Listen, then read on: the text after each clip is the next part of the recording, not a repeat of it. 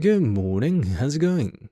So, a couple of days ago, I was just wondering about some old Minecraft nostalgia and stumbled upon one of my favorite mods of all time called Millenair mod. Without fail, I started looking up how to play this mod again, and I got this beautiful little mod pack called Life in the Village. So yeah, this is how the first 10 days went.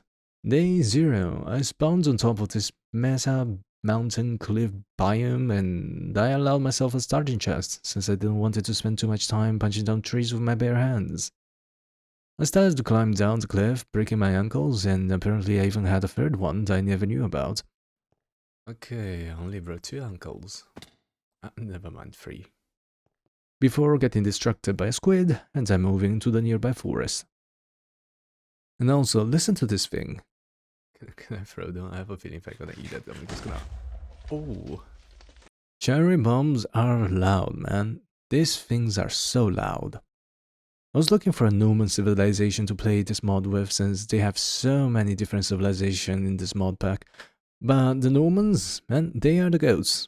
And also the very first civilization I ever played with, so since we are on a nostalgia trip, I might as well just start with them. But after a while of running, I found this Hobbit hut structure, and man, let me tell you, the custom structure generation of old Minecraft were beautiful. Just look at these doors and these stairs. They are beautiful. Aside from that, I just grabbed some loot and left a hidden gold block that I couldn't mine because I didn't have an iron pickaxe. And right after I left the Hobbit hut, a whole village spawned right in front of my eyes. These guys are the Inuits. And I'm sure they weren't in the Millenair mod when I played it, so... yeah, they're probably a new addition. Also, how are they making snow igloos when there is no snow? There is no snow. That's fun. Makes no sense, but oh well. And then I also found this very big and cool tower, and I think I struggled for a while trying to find the entrance, but I did find it in the end. So that's good. There were some alright loots inside with some irons, poison daggers, and these hard jars that I have no idea what they are for. But then a skeleton also let me kindly know that there was an underground layer to the tower. But with all the spider webs around, I didn't feel like spending the entire day breaking them and then running down, so I left to find the normal village. Yes, I pretty much just left. But then I found Jerry. You know, Morty's dad from Rick and Morty? Yeah, you know what I'm talking about. But unfortunately for me, I was quickly falling and a creeper blew a bit too close for my comfort. Hello, creeper.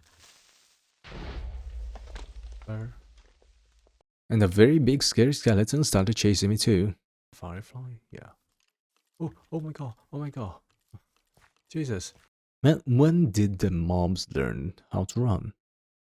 I then found another cool structure, hoping I would find shelters inside, but yeah, another village spawned right in front of me, and man, I was so conflicted.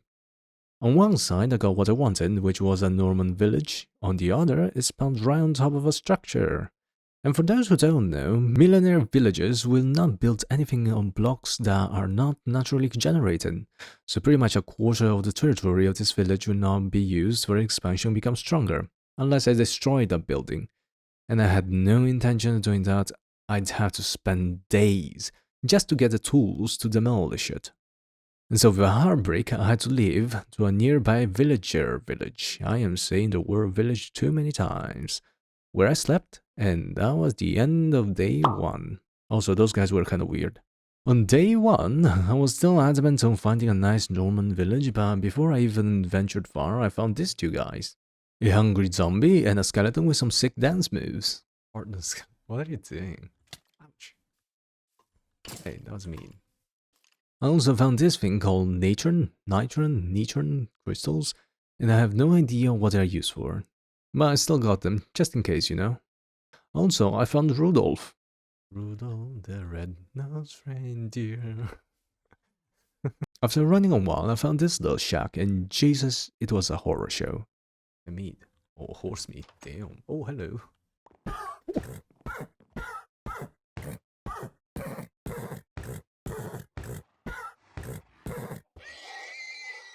I even got tears and sweat of the poor thing after it suffocated. What mod did I even install? I was so horrified I couldn't even speak anymore. But yeah, I found some loot, traded my skeleton skull for a copper helmet, and visited the nearby neighbors of the murder scene and traded some wool with them. I definitely did not need that wool to make a backpack, by the way. Absolutely did not need that. I then continued my search, found this very nice plane that would be perfect for a village, and just as I was begging for one, it spawned. And it was a normal village too. Like, there's literally no... Oh my god, why would you... The gods had heeded my prayers and gave me what I wanted, but they just had to make it into a jump scare. Also, I'm going to call the Millenair villages towns from now on, because I'm tired of repeating the words Millenair villages over and over again. So yeah, I checked what the town needed for their constructions and what they were willing to buy, which was a lot actually. But also, who pays 32 silvers for a coin pouch? That's so expensive, man. But yeah, since I finally found the town I wanted, I decided to start cleaning up the area a bit from all the bushes, trees, filling the holes, and these little stone peaks, because I wanted to be an active member of the community. But just like every good game that Minecraft is, the hero will never be recognized anyway. Also, I remember I had to make the backpack after seeing how full my inventory was, so I started trying to free up some inventory space. And this is when I realized I had this dog token, and gave me a dog. Let's just say he won't be receiving any love from me, even more after he ate my steaks. And come here. Did you just eat all of the... Incredible. Wow. I'm a cat person, and I needed that food. And after clearing up the area a bit more, I slept on the roadside like a hobo, and that was the end of day 1. Day 2. I found out that broken tools don't really break. You just can't use them anymore. That's not inconvenient at all.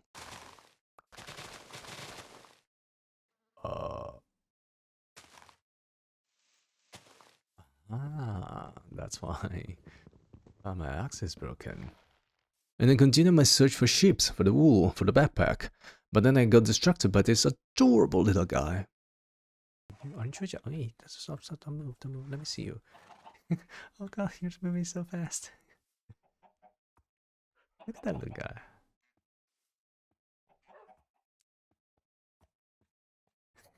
Okay, that's adorable. That's really adorable. Isn't he so cute? And for some reason I wanted a water bucket. But what? I don't know. I don't remember. And I had to find a water bucket and then cover it with... But not being able to find any sheep near the village, I decided I'd venture out a bit further away from the village. Hold on a second, did I say I would call it a town from now on? Whatever. But yeah, the search for sheep wasn't going that well at all, but I did find some goals, while the dog was having some beef with a duck nearby. 28. What's up? You wanna fight the ducky? Deal, eat the ducky.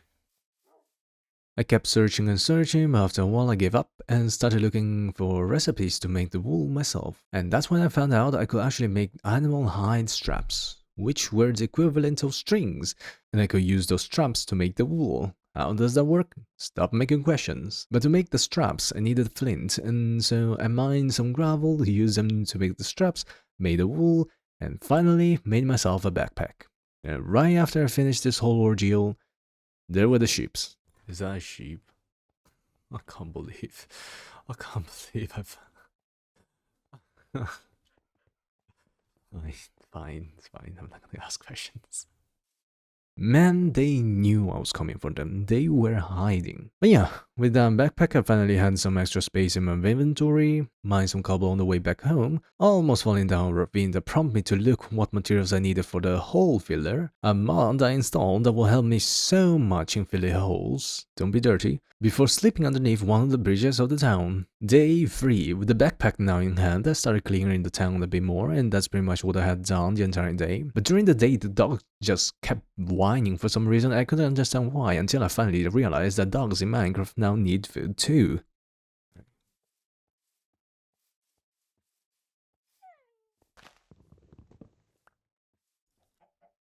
Why are you whining? Why are you whining? What is wrong? What happened? What happened? Why are you whining? Why are you whining? Huh? Wait, why are you whining? Are you hungry? Oh my god. I don't really know how to feel about that, since I was in desperate need for food too. On the morning of day 4, I ate some clowns from a dirty pond that poisoned me, before I started clearing the area again. But yeah, the poison only made me hungrier, and now I lacked even more food. You know what? We don't got time for food. I need this place to be ready for development as soon as I can. Because the townsfolk will soon start building the structures, and if I'm not fast enough, they may start building houses that are like 3 layers above ground level, or 1 layer down, and you know, that is just not pretty to look at. So it's much easier for me to get the terrain as flat as possible than trying to convince the mayor of the town to rebuild the whole building.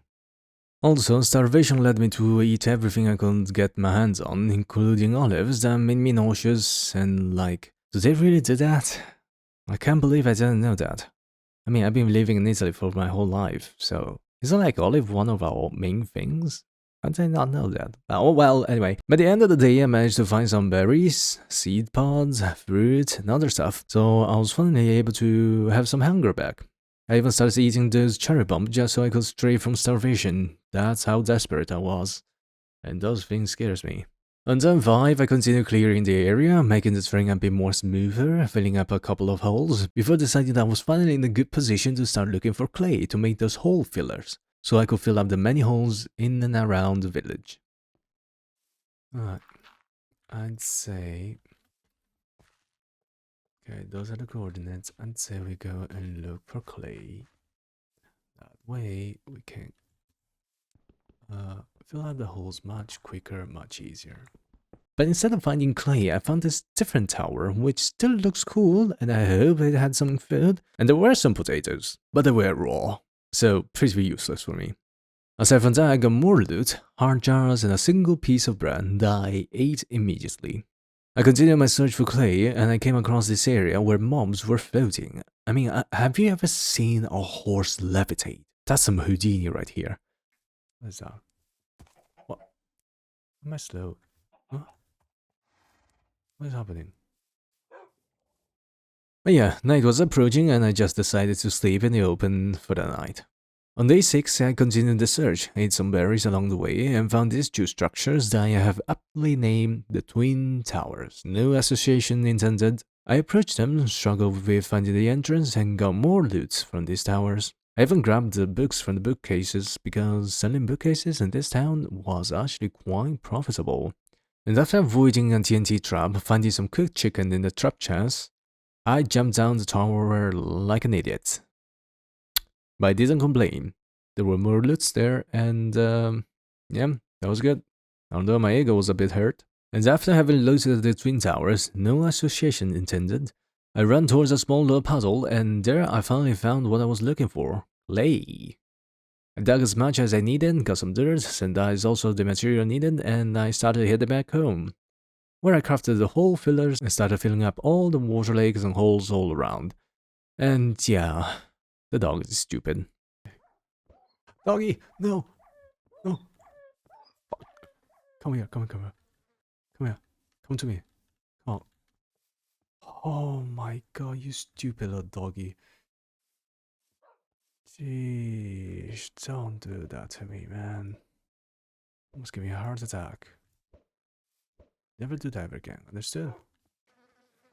Day 7. I went around the towns filling holes, chopping down more trees and bushes, cleared out more terrains to make everything prettier, but I was still struggling with food. I mean, I could just stop, drop down a furnace and cook some food, but I don't know. I think I was actually enjoying the life as a hobo, just foraging for berries. I even ate the olive for the 2nd time, though I knew it gave me nausea. Yeah, don't question it. Oh, and there was also the giant surface lava lakes. Man, they don't exist anymore in normal Minecraft, but yeah. I was planning to deal with them, wouldn't want the town folks to fall into them and burn. I definitely didn't fall into one.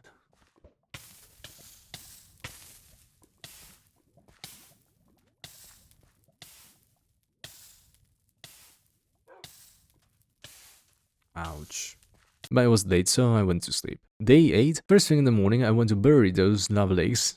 made the terrain look more natural, burned more holes, and then look at how I should upgrade my backpack, because I was struggling with inventory space again. And that was pretty much what I had done the entire day, and before sleeping I killed a chicken and fed the dog. On day 9 I was finally ready to make some coins for myself, so I headed into the mines to grab some cobblestones so I could sell them to gain reputation and coins from the town, and hopefully some iron to upgrade the backpack. But no luck there, unfortunately. I did find a very cute peach though. Those peaches? Yes.